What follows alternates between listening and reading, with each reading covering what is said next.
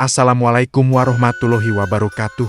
Sahabat peradaban, pernahkah kalian mendengar tentang sebuah kerajaan maritim perkasa di timur Nusantara yang menjadi pusat penyebaran Islam dan perdagangan rempah? Hari ini, kita akan berlayar kembali ke masa lalu untuk menyingkap kejayaan Kerajaan Goa, salah satu pilar peradaban Islam di Indonesia. Kerajaan Goa sebenarnya sudah ada jauh sebelum Islam datang, sekitar abad ke-14. Awalnya, ada 9 komunitas yang dikenal sebagai Bait Salapang yang kemudian bersatu. Namun, titik balik sejarah Goa terjadi pada awal abad ke-17. Adalah Raja Goa ke-14, Imangarangidang Manrabia, yang setelah memeluk Islam, bergelar Sultan Alauddin. Inilah awal mula kerajaan Goa Talo bertransformasi menjadi Kesultanan Islam yang disegani. Di bawah kepemimpinan Sultan Alauddin, Goa berkembang pesat. Pelabuhan Somba Opu menjadi pelabuhan internasional yang ramai. Pedagang dari berbagai penjuru dunia mulai dari Portugis, Inggris, Belanda, hingga Arab dan Cina datang untuk berdagang, terutama mencari rempah-rempah yang sangat berharga.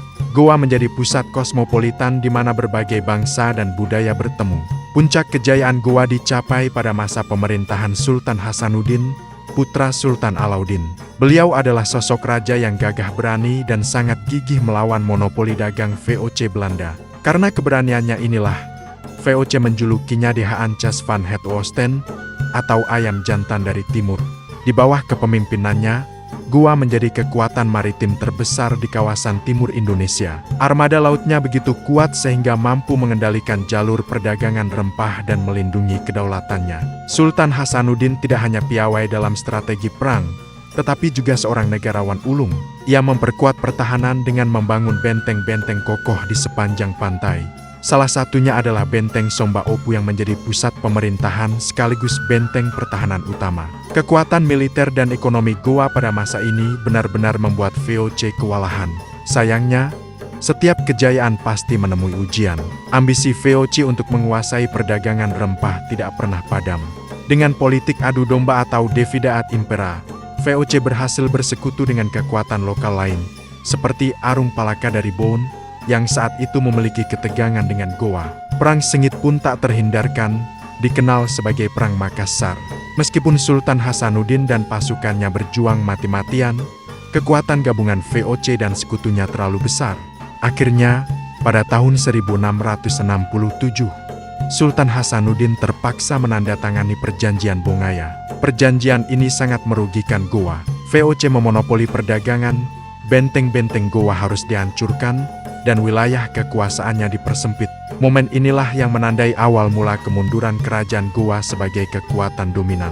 Meskipun kesultanan secara resmi tidak langsung bubar, pengaruh dan kekuasaannya terus merosot. Dominasi VOC semakin kuat, dan Goa perlahan kehilangan kemerdekaannya.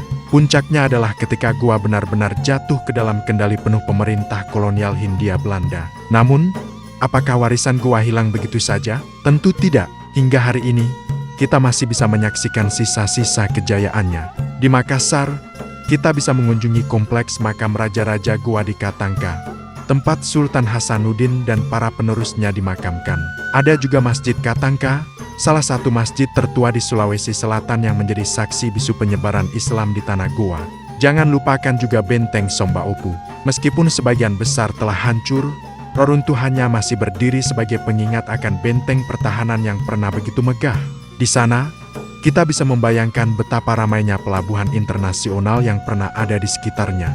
Tentu saja, nama besar Sultan Hasanuddin diabadikan di banyak tempat, mulai dari nama universitas, bandara, hingga menjadi pahlawan nasional Indonesia. Kisah kerajaan Goa adalah bukti nyata bahwa peradaban Islam pernah mencapai puncak kejayaan di Nusantara, bukan hanya di barat, tapi juga di timur. Mereka adalah pelaut ulung, pedagang yang cerdas, dan pejuang yang gigih mempertahankan kedaulatan. Semangat ayam jantan dari timur mengajarkan kita tentang pentingnya keberanian dan persatuan dalam menghadapi tantangan.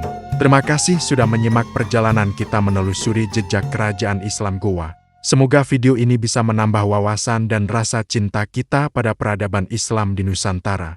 Jangan lupa untuk like, komen, dan subscribe agar kita bisa terus menjelajahi peradaban Islam hebat lainnya di Nusantara. Sampai jumpa di video selanjutnya. Wassalamualaikum warahmatullahi wabarakatuh.